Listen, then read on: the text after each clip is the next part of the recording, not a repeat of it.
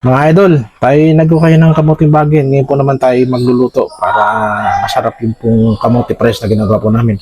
Ngayon po't babalta po namin to para mailuto. 1, 2, 3. Ito po at tayo po ay magpiprito na.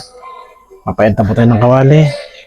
At yun po, lagay po natin ng mantika. Maganda po mainit na ang kawali para mabilis po sa iprito. Mga idol, na masarap po ito.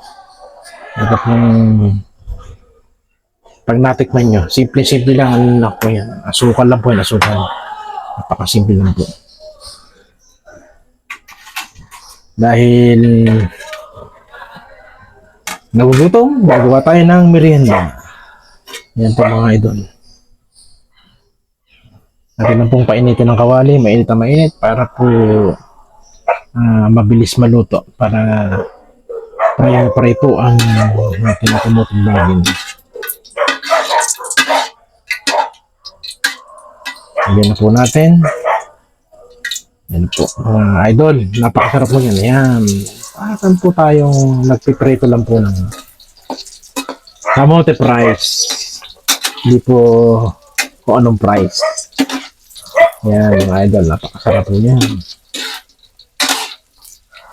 Yan. Pagkatapos na prito, atin pong ano yan, patutuin sa mantika. Patuloy po natin. Yan pa mga idol, tuloy lang po ang pag-iprito. Yan pa mga 2 to 3 minutes para po masarap malambot na malutong ang ang pagkaprito niya. Yan pa mga idol, papula-pulahin lang po natin ng kaunti at napakasarap talaga niyan pag natikman nyo. Simple lang po mga idol. Yan po, malapit na pong maluto yan. Yan. Konti lang po lutuin natin at pang merienda lang po naman at nakakain na ng hapunan. Yan po mga idol. Asukal lang pong katapat niyan at saka peanut butter. Yan lang po. At maluluto na po. Ayan, nahangoy na po natin. Yan. At atin na pong titikman ang pinakamasarap na merienda pong ginagawa namin sa mga bagong aning kamuti po. Yan po mga idol. Maraming salamat po sa inyong panonood. Yan po, tik-tik lang po natin ng mantika. Yan po, sala po natin. Yan.